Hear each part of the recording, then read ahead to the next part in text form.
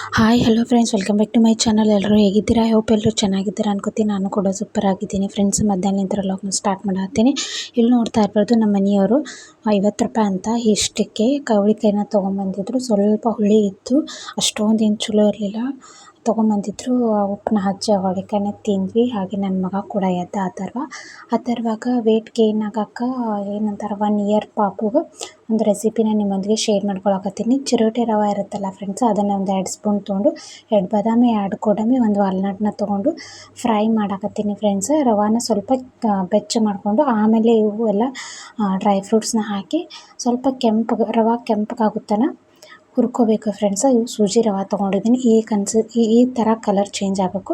ಇವಾಗ ಇದನ್ನು ಒಂದು ಮಿಕ್ಸಿ ಜಾರ್ನಾಗ ಹಾಕ್ಕೊಂಡು ಸ್ವಲ್ಪ ತರಿಯಾಗಿ ರುಬ್ಕೊಂಬರಬೇಕು ಫ್ರೆಂಡ್ಸ್. ಭಾಳ ನುಣ್ಣಗೆ ರುಬ್ಬಾರ್ದು, ಯಾಕಂದರೆ ಹಿಟ್ಟಿಟ್ಟಾಗಿಬಿಡುತ್ತದು. ಸೊ ಹಾಗಾಗಿ ಸ್ವಲ್ಪ ತರಿಯಾಗಿ ರುಬ್ಕೊಂಬಂದು ಇಲ್ಲಿ ನೋಡ್ತಾ ಇರ್ಬೋದು, ಬೆಲ್ಲ ಹಾಕಿನಿ. ನೀವು ಬೇಕಂದ್ರೆ ಸಕ್ಕರೆನ ಹಾಕ್ಬೋದು, ಹಾಲೊಳಗೆ ಕುದಿಸ್ಕೋಬೋದು. ನಾನು ಬೆಲ್ಲ ಮತ್ತು ನೀರನ್ನ ಹಾಕಿನಿ.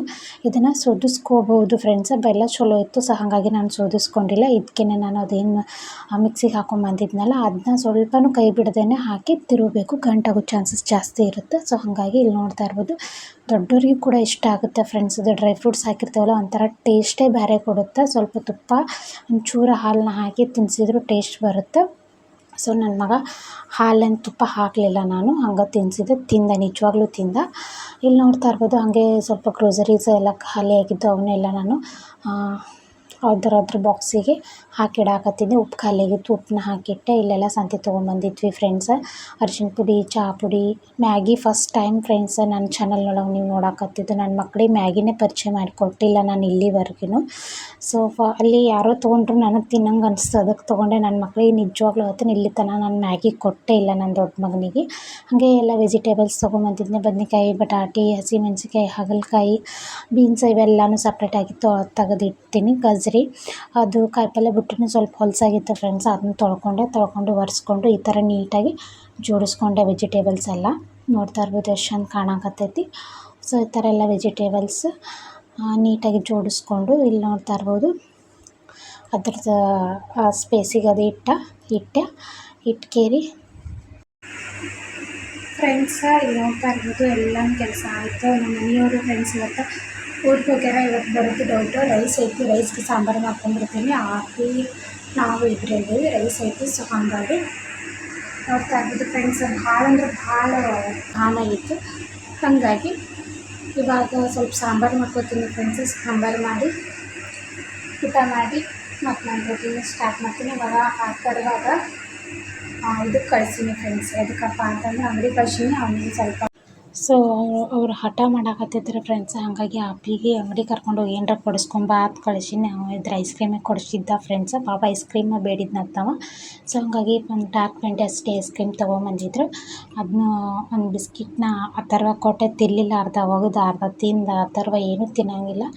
ಸೊ ಹಾಗಾಗಿ 6 ಐಸ್ ಕ್ರೀಮ್ ತಿಂದ. ಹಾಗೇನೆ ಸಂಜೆಗೆ ಸಾಂಬಾರು ಮಾಡ್ಬೇಕಂತ ಅಂದ್ಕೊಂಡಿದ್ದೆ ಫ್ರೆಂಡ್ಸ್. ಸಾಂಬಾರು 6 ಊಟ ಮಾಡ್ದೆ. ರೈಸ್ ಸ್ವಲ್ಪ ಆಯಿತು, ಇಬ್ಬರಿಗೂ ಸಾಲ್ತಿದ್ದಿಲ್ಲ. ಹಾಗಾಗಿ ಚಪಾತಿ ಮಾಡ್ಕೊಂಡ್ರೆ ಆಯ್ತು ಅಂದ್ಕೊಂಡು ಬಟಾಟೆ ಕುದಿಯೋಕೆ ಇಟ್ಟೀನಿ ಫ್ರೆಂಡ್ಸ್. ಇಲ್ಲಿ ಒಂದು 10 ನಿಮಿಷ ಒಳಗೆ ಬಟಾಟೆ ಕುದೀತದೆ. ಸಂಜೆಗೆ ಅಥರ್ವಾಗ ಒಂದು ಎಗ್ ಕೊಟ್ಟರೆ ಆಯ್ತು ಅಂದ್ಕೊಂಡು ಎಗ್ಗೆ ಕುದಿಯೋಕೆ ಹಾಕೀನಿ. ಒಂದು ಲಾಸ್ಟ್ ಎಗ್ ಉಳಿದಿತ್ತು. ಸೊ ಹಾಗಾಗಿ ಇಲ್ಲಿ ನೋಡ್ತಾ ಇರ್ಬೋದು, ಹಿಟ್ಟು ಕೂಡ ನಾದಿ ಇಟ್ಟೆ. ಚಪಾತಿ ಬಟಾಟೆ ಪಲ್ಯ ಮಾಡ್ಕೊಂಡ್ರೆ ಆಯಿತು ಅಂದ್ಕೊಂಡು ರೈಸ್ ಐತಿ. ಸೊ ಹಾಗಾಗಿ ಸಂಜೆಗೆ ಸಿಂಪಲ್ಲಾಗಿ ಊಟ ಮಾಡ್ಕೊಂಡ್ರೆ ಆಯ್ತು ಅಂತ ಅಂದ್ಕೊಂಡೆ. ನಮ್ಮ ಮನೆಯವರು ಗೊತ್ತಿಲ್ಲ ಬರ್ತಾರ ಇಲ್ಲ ಅಂತ ಅಂಕೇರಿ. ಸೊ ಹಾಗಾಗಿ ಇಲ್ಲಿ ನೋಡ್ತಾ ಇರ್ಬೋದು, ಬಟಾಟೆ ಕುದಿಯಾಕತ್ತಾವ ಫ್ರೆಂಡ್ಸ್. ಇವಾಗ ಅದನ್ನೆಲ್ಲ ಸ್ವಲ್ಪ ತಣ್ಣೀರನ್ನ ಹಾಕಿ ಬಿಟ್ಟೀನಿ. ಇವಾಗ ಇದಕ್ಕೆ ಒಂದು ಪೇಸ್ಟ್ ಮಾಡ್ಕೊಂಬರ್ತೀನಿ. ಹಸಿಮೆಣ್ಸಿಕಾಯಿ, ಕೊತ್ತಂಬರಿ, ಶೇಂಗಾ, ಸ್ವಲ್ಪ ಬೆಳ್ಳುಳ್ಳಿ, ಶುಂಠಿನ ಹಾಕಿ ಪೇಸ್ಟ್ ಮಾಡ್ಕೊಂಬಂದೀನಿ. ಇಲ್ಲಿ ನೋಡಿ ಈ ಥರ ಬಂತು. ಇದು ರುಬ್ಕೊಂಬರೋಣ. ಇದಕ್ಕೆ ಒಂದು ಈರುಳ್ಳಿ, ಒಂದು ಟೊಮೆಟೊ, ಸ್ವಲ್ಪ ಕೊತ್ತಂಬರಿನ ಕಟ್ ಮಾಡಿ ಇಟ್ಕೊಂಡಿದ್ದೀನಿ. ಆಲೂಗಡ್ಡೆ ಪಲ್ಯ ಮಾಡೋಕೆ. ನಾವು ಬಟಾಟೆ ಪಲ್ಯ ಅಂತೀವಿ, ನೀವು ಆಲೂಗಡ್ಡೆ ಪಲ್ಯ ಅಂತೀರಿ. ಸೊ ಹಾಗಾಗಿ ಇಲ್ಲೆಲ್ಲ ಬಟಾಟೆನೂ ತಣ್ಣಗಾಗಿದ್ದು ಅವನ್ನ ಕಟ್ ಮಾಡಿ ಇಟ್ಕೊಂಡಿದ್ದೀನಿ. ನಾವು ದೊಡ್ಡ ಸೈಜ್ ಒಳಗೆ ಬಟಾಟೆ ಬೇಕಾಗುತ್ತೆ ಫ್ರೆಂಡ್ಸ್. ನನಗೆ ಸ್ವಲ್ಪ ಸಣ್ಣ ಸೈಜ್ ಒಳಗೆ ಕಟ್ ಮಾಡಿದ್ರೆ ಅದು ಕುದ್ದು ತೀರಾ ಸ್ವಲ್ಪ ಆಗುತ್ತವೆ. ಹಾಗಾಗಿ ಇವಾಗ ಆಲೂಗಡ್ಡೆ ಪಲ್ಯ ಮಾಡೋದನ್ನು ನಿಮ್ಮೊಂದಿಗೆ ಶೇರ್ ಮಾಡ್ಕೊಳಕತ್ತೀನಿ ಬನ್ನಿ ಫ್ರೆಂಡ್ಸ್. ಒಂದು ಕಡಾಯಿಗೆ ಇಟ್ಟೀನಿ.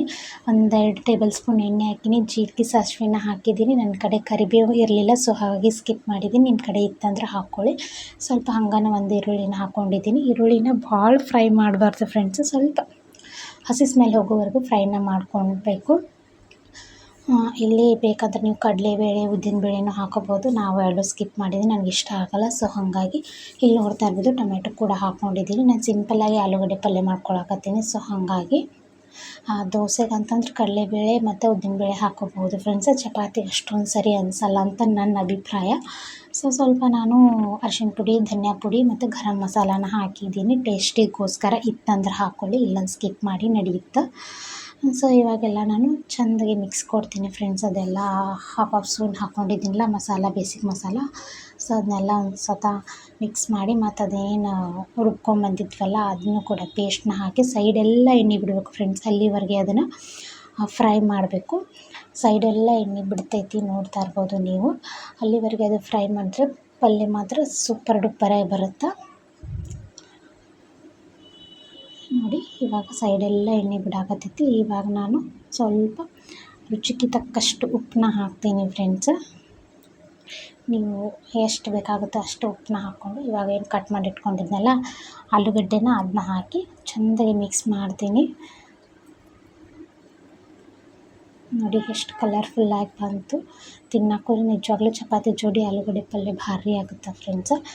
ರೊಟ್ಟಿ ಜೋಡಿ ಅಷ್ಟೇನು ಇದು ಆಗಂಗಿಲ್ಲ, ಬಟ್ ಚಪಾತಿ ಜೋಡಿ ಭಾರಿ ಕಾಂಬಿನೇಷನ್ ಅಂತ ಹೇಳ್ಬೋದು.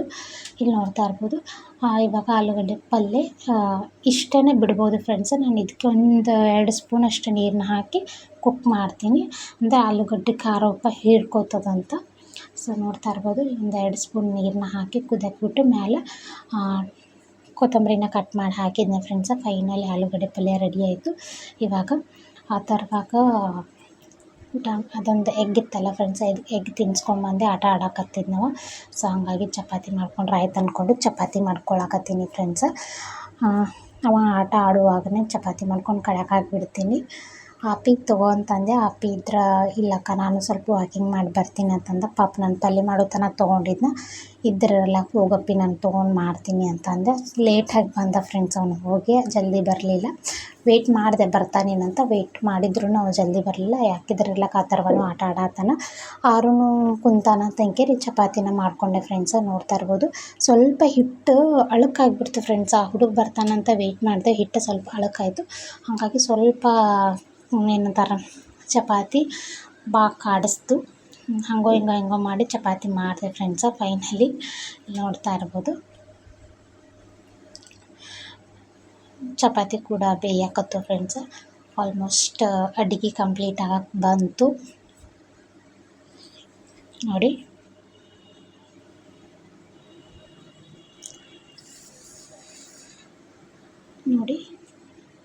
ಇವಾಗ ಚಪಾತಿ ಕೂಡ ಕಂಪ್ಲೀಟ್ ಆಯಿತು ಫ್ರೆಂಡ್ಸ. ಊಟ ಮಾಡ್ತೇವೆ. ನಮ್ಮ ಮನೆಯವರು ಲೇಟಾಗಿ ಬರ್ತೀನಿ ಅಂತಂದರು, ಅವ್ರ ದಾರಿಗೆ ಕಾಯಲಿಲ್ಲ.